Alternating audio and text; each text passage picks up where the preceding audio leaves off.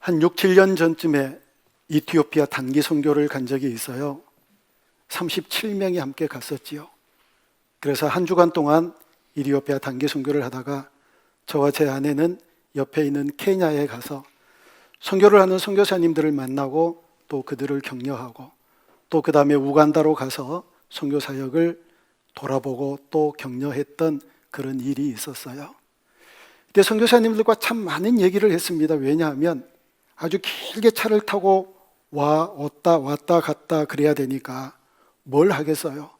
그래서 차 안에서 선교사님들과 이런저런 얘기들을 많이 하고 다녔는데 그때 했던 얘기 가운데 잊혀지지 않는 얘기가 있어요.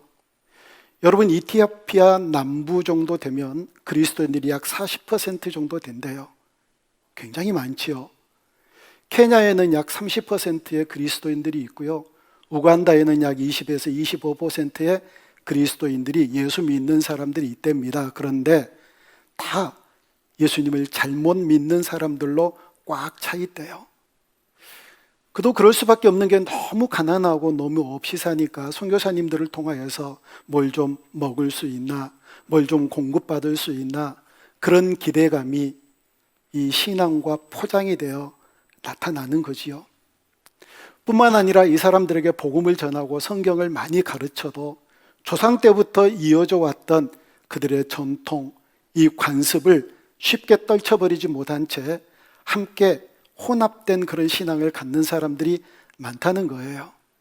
예수 믿는 사람들의 비율은 많지만 정말 예수님을 잘 믿는 사람들이 별로 많지 않다는 거지요. 그래서 제가 선교사님들에게 그런 얘기를 나누었어요.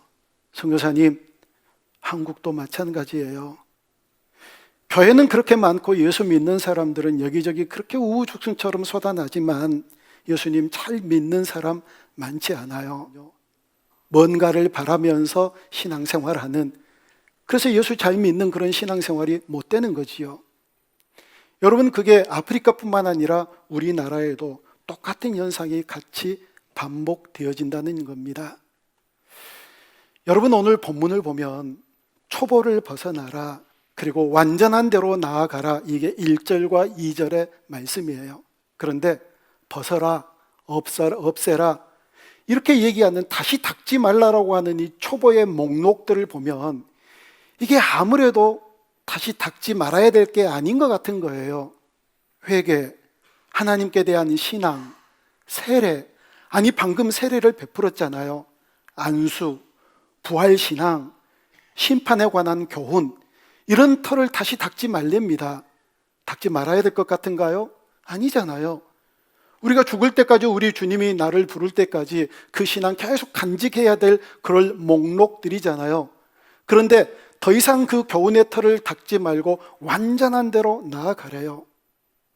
도대체 이 얘기가 무슨 얘기일까요? 다시 한마디로 얘기를 하자면 잘 예수님 믿으라는 거예요. 다른 것 없어요. 예수님 잘 믿으라. 이 얘기가 사실 이해가 되지 않는 본문이긴 해요. 그런데 이 말씀을 잘 이해하려면 이 말씀 전에 있는 내용의 말씀을 봐야 될 필요가 있어요. 우리가 6장 1절과 2절을 읽었잖아요. 그 전은 히브리서 6장 1절과 2절을 읽었는데 히브리서 5장 11절과 12절을 보면 이런 말씀이 써져 있거든요. 자, 11절, 12절 말씀을 같이 한번 읽습니다. 시작. 멜기세덱에 관하여는 우리가 할 말이 많으나 너희가 듣는 것이 두나무로 설명하기 어려우니라. 때가 오래 되었으므로 너희가 마땅히 선생이 되었을 터인데 너희가 다시 하나님의 말씀의 초보에 대하여 누구에게서 가르침을 받아야 할 처지이니 단단한 음식은 못 먹고 젖이나 먹어야 할 자가 되었도다. 아멘. 이 얘기가 무슨 얘기냐면, 왜 예수님 믿는 지 오래되었는데 아직도 어린아이처럼 젖을 먹느냐? 좀 단단한 음식을 먹어야 되는 그런 어른으로 성숙해야 되지 않겠느냐? 이 얘기예요. 그러면서 6장으로 넘어가거든요.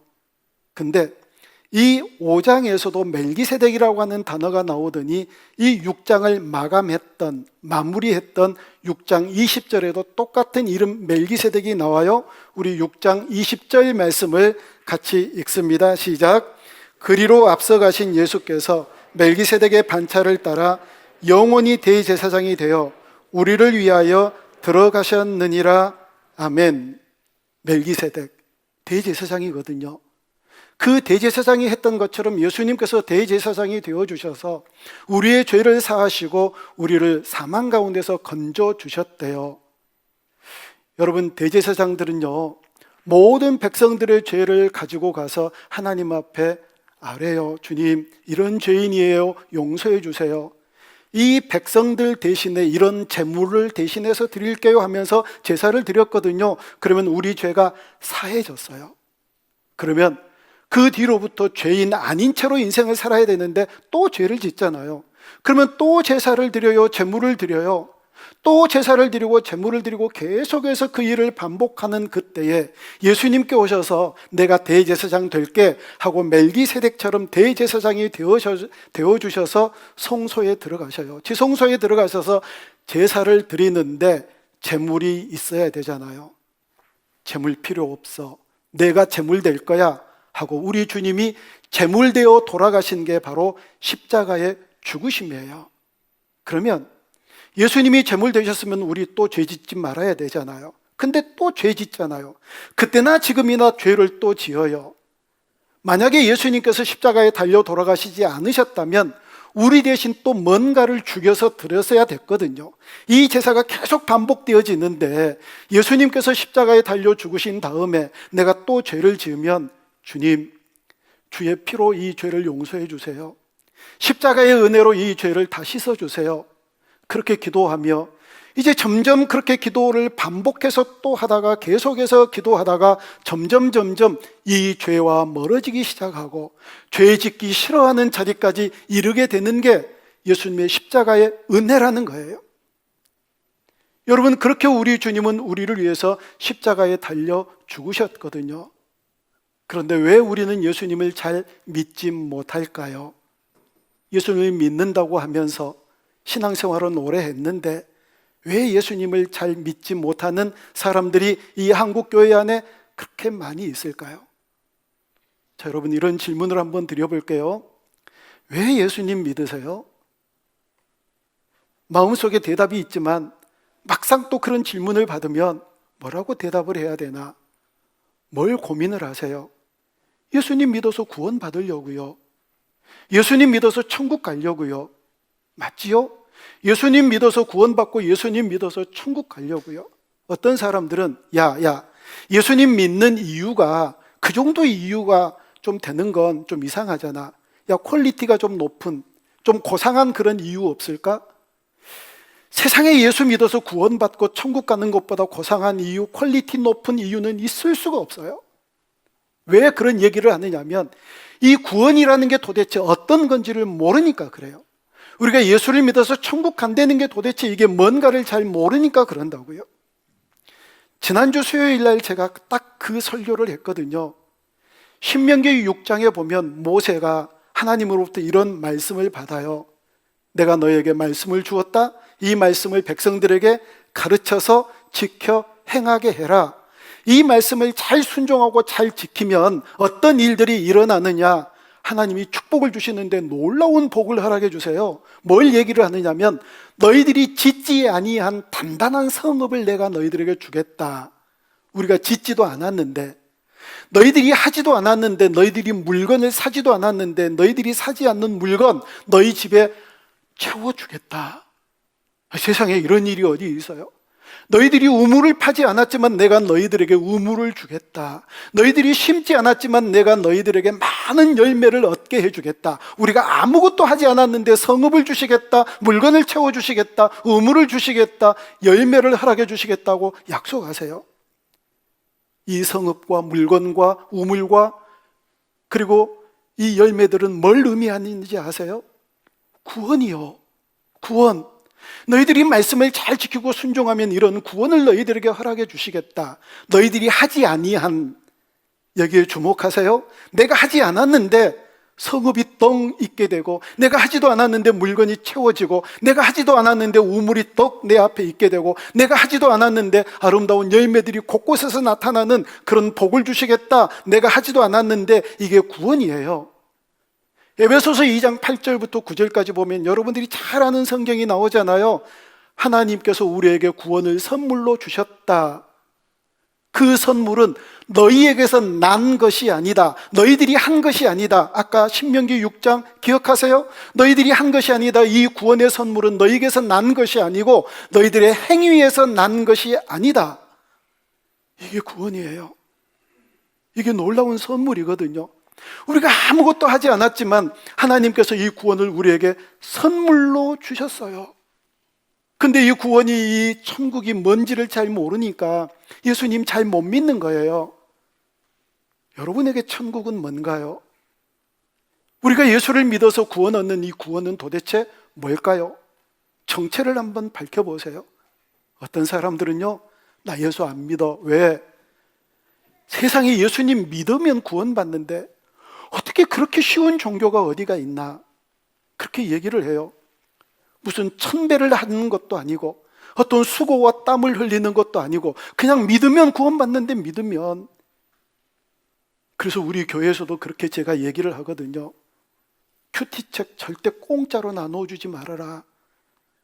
여러분 자녀들에게 큐티책을요, 그냥 여러분들이 사서 주지 마시고 너희들 용돈에서 쓰라고 한번 얘기해 보세요. 그 용돈이 없으면 그때 엄마가, 부모가 돈을 딱 주고 이걸 사서 쓰라. 그냥 교회에서 그냥 나눠주니까 이게 너무 값없이 보이는 거예요. CP 본다는 얘기 있잖아요. 그거 그냥 나눠주니까. 여러분, 선교지, 아프리카 선교지에 선교사님하고 이렇게 방문을 하는데 흑인 장로님이 걸어갔는데 선교사님이 타라고 그러더라고요. 그래서 탔어요. 제 옆에 탔는데 막 선교사님이, 에이 무슨 장로, 염소 좀 팔아. 염소 좀. 지금 교회 건축하고 있대요. 염소 좀 팔아. 뭣도 좀 팔고, 아니 헌금을 해가지고 열심히 그렇게 교회를 건축해야지. 이렇게 얘기를 하는 거예요. 민망해서 혼났어요. 나중에 선교사님이 뭐라고 얘기를 하느냐면, 옛날에는 너무 없었을 때 그냥 선교사님들이 무조건 드렸대요. 무조건 헌신하고 무조건 지어주고. 근데 요즘에는 안 그런데요. 그들대로 최선을 다해서 교회를 짓게 해라. 최선을 다해서. 하다 못하면 그때 선교사님이 도와주는 그런 정책으로 바뀌었대요. 절대 그저 안 준대요. 여러분들이 힘써 교회를 건축하십시오. 최선을 다해서 헌금해서 교회를 건축하십시오. 그래 지나가다가 마치 그때 이렇게 벽돌로 사방을 다 해놓고 지붕만 남겨놓은 교회를 보면서 저게 저들의 최선이에요. 그래서 저희 교회에서 얼마를 헌금해가지고 그 지붕을 덮어주고 완공을 한 적이 있었거든요. 그래서 뭔가를 자기들이 해야 된다. 이제 이런 식으로 교육을 선교제에서도 하는 거예요. 그런데 구원은 그냥 선물로 주셨대요. 그냥 공짜로요. 그래서 이게 하찮은 건가요? 자, 그러면 우리 구원을 돈으로 한번 사볼까요? 돈이 없으면 우리 구원을 어떤 노력과 수고와 땀을 흘려서 한번 얻어볼까요? 어떻게 해볼까요? 안 돼요, 여러분. 이 세상의 모든 돈을 긁어 모아도 이 구원은 살 수가 없어요. 이 모든 인류의 모든 노력과 수고를 다 아끼지 않고 쏟아부어도 이 구원을 얻을 수가 없어요. 그걸 아시는 주님께서 그냥 선물로 주시는 거예요. 했다. 너희들 돈 아무리 모아도 이건 안 돼. 너희들 아무리 수고를 해도 이건 안 돼. 이건 너희들의 어떤 것으로 할 수가 없는 거야. 그걸 아시니까요. 그걸 너무나도 잘 아시니까 했다. 그냥 너희들 이 선물 받아라 하고 주신 게 이게 구원이라고요. 구원은요, 그래서 값싼 게 아니에요. 값이 없는 거예요. 값을 한번 붙여보려고 그랬더니 이게 값이 붙여지지가 않는 거예요. 어떤 값으로도 이 구원을 살 수 있는 게 아니어서 했다 하고 주신 게 이게 구원인데 이 구원에 대한 감격이 있느냐고요. 기초도 세워놓지 않는 아파트 분양권 당첨되면 얼마나 좋으세요? 로또 하나 사가지고 일주일 후면 휴지 조각으로 쓰레기통에 던져질 수밖에 없는 그 종이 한 짝 들고 일주일 동안 얼마나 행복하셨나요? 이불 속에 들어가가지고 아이고 내가 이거 당첨만 되면 그냥 혼자 얼마나 기뻐하셨어요? 아니 그것 가지고 그러는데 세상의 영원한 구원, 영원한 천국을 하나님께서 우리에게 선물로 주셨는데 이게 감격이 안 된다. 이걸 어떻게 붙잡고 누리지를 못한다. 이것처럼 불행하고 이것처럼 예수님 잘못 믿는 사람이 어디 있느냐고요. 자, 이 천국을 가기 위해서 우리를 뜯어 고치면 뜯어 고칠 수 있을까요? 이게 안 돼요, 여러분. 아무리 뜯어 고치고 아무리 개선을 하고 아무리 변화를 시키려고 이게 안 되는 거예요. 그래서 이게 안 되는 거 그냥 포기할 수는 없잖아요. 그러면 어떻게 해야 되나? 죽는 수밖에요. 내가 이 죄된 성질들, 이 죄된 것들이 이제 이 땅에 존재하지 않고 완전히 없어지는 거예요. 완전히 사라지는 거예요. 그리고 내가 예수님과 함께 죽고 다시 태어나는 수밖에요. 그래서 예수님 옷으로 입지 않으면 안 된다는 거예요. 그래서 예수님의 심장으로 바꾸지 않으면 안 된다는 거예요. 날마다 우리 주님처럼 변하지 않으면 안 된다는 거예요. 제가 어떤 분과 그런 대화를 한 적이 있어요. 예배 드릴 때 우리 가운데 나쁜 생각이 안 들던가요? 통속으로 막 기도를 하는데 기도하고 있는 도중에 나쁜 생각이, 주님이 원치 않는 생각이 여러분 속에 들어오지 않던가요? 제가 물으니까 들어온대요. 세상에 예배할 때도 들어오고 기도할 때도 들어오고 찬송할 때도 들어온대요.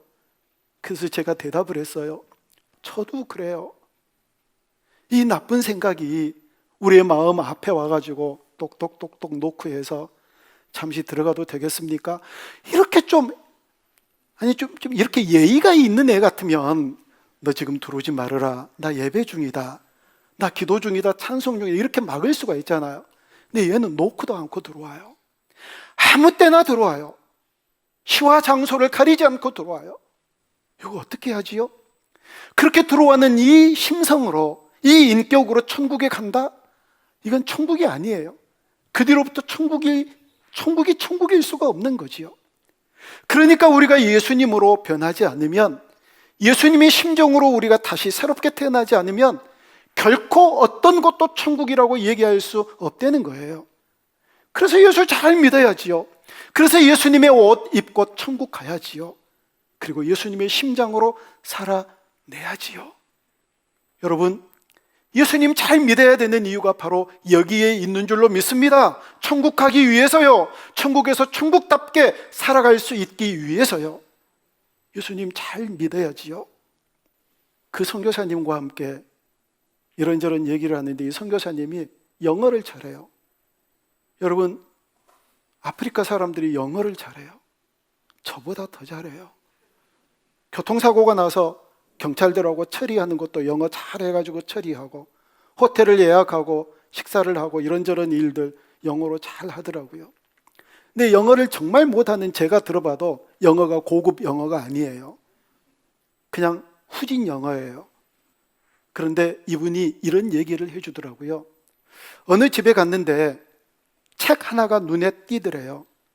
어떤 책이냐면 정찬용 씨라고 하는 분이 지은 영어 절대로 하지 마십시오, 이런 책이더래요. 영어를 하지 말래요. 그게 너무 희한해서 그 책을 이렇게 읽어봤더니 뭘 얘기를 하느냐면, 그 책은 문법 하려고 그러지 말아라, 이런저런 거 하려고 그러지 말고 영어 하고 싶으면 계속해서 하루에 30분 이상씩 영어를 들으래요. 그래갖고 좀 들려지면 그 다음에 쓰래요. 그래서 이게 조금 더 많이 되면 영어를 자유로 할 수 있는 실력까지 있대요. 그런 영어 책이 있대요. 그래서 저도 이제 하도 못하니까 관심을 갖고 사이트를 들어가 봤어요. 영어 절대로 하지 마십시오. 그랬더니 그 사이트에 조하유라고 하는 영어의 대가 있지요. 이분이 그 책에 대해서 이런저런 비판을 해 놓았더라고요. 저희 세대, 지금 어린 세대는 아주 영어를 다 잘해요. 근데 저희 세대는 영어를 진짜 못해요. 저만 그런가? 왜 못하느냐면 맨날 문법만. 우리나라 사람들이 미국 사람들보다 문법을 더 잘한대요. 우리나라 사람들이 문법만 잘 알고 영어 대화를 못하는 거예요. 최소한 영어를 10년 배우더라고요. 중학교 3년, 고등학교 3년, 대학교 4년. 그런데 영어를 잘 못해요. 아니 그렇게 많이 배우면서도 영어 못하는 것하고 그렇게 신앙생활을 많이 하면서도 예수님 잘 못 믿는 거하고 이거 똑같거든요. 왜 우리는 그래야 되나? 왜 우리는 이렇게 예수님을 잘 못 믿는 사람들이 되어야만 되나? 그건 천국이 뭔지 모르고 예수님을 믿어서 구원받는다는 게 어떤 건지를 잘 모르니까요. 위대한 세계적으로 영적인 리더였던 빌리그리암 목사님이 모든 사역을 다 마치고 이제 은퇴 앞에 서 있을 때 한 기자가 목사님, 세계 수많은 곳을 다니면서 부흥 집회를 인도하고 많은 영혼들을 깨우셨던 목사님의 사역 가운데 이제 마지막으로 하고 싶은 얘기가 있으십니까? 그렇게 물었더니 빌리그리암 목사님이 이렇게 얘기를 하더래요. 자기는 이제까지 복음이 교회 밖에만 필요한 줄 알았는데 새삼스럽게 깨달은 것 한 가지 있는데 그 복음이 교회 안에 더 많이 필요하다는 것을 알았습니다. 얼마나 슬픈 얘기지요? 참 슬픈 얘기예요. 여러분, 어떻게 복음이 우리 교회 안에서 더 필요한가요? 왜 그렇게 얘기했을까요? 많이 들어도 그 말씀으로, 그 복음으로 새로워지지 못하고 여전히 초보딱지 떼지 못한 채 젖이나 먹고 살아가는 그런 어린 아이들이니까요. 사랑하는 여러분, 이제 초보딱지 떼야지요. 그 단단한 음식을 먹으면은요, 그때부터 무슨 기쁨이 있느냐면 세상에 이제까지 나는 젖만 먹고 살았는데 이런 음식도 있어. 어떻게 이렇게 맛있나? 어떻게 이렇게 황홀하나? 여러분, 음식을 먹으면서 황홀했던 기분 없으셨어요? 그런 것 있거든요. 야, 기가 막히다. 이런저런 맛을 누리며 느끼며 기뻐하며 행복한 그런 인생 살아야지요. 그런데 그 맛을 느끼는 사람들만 느껴요. 아니까, 느낌 아니까, 그 맛 아니까 계속해서 그 맛을 찾아가는 거예요. 예수님 잘 믿어서 우리 주님이 주시는 그 천국의 기쁨, 그 구원의 놀라운 은혜를 누리는 사람들은 계속해서 단단한 음식을 먹으면서 맛있네, 이거 괜찮네, 기쁘네, 즐겁네, 행복해 하면서 인생을 살아간다고요. 초보딱지 다 떼셨지요? 이제 떼야지요. 그리스도의 장성한 분량에까지 이르러야지요. 날마다 성숙해야지요. 다시 말씀드려요.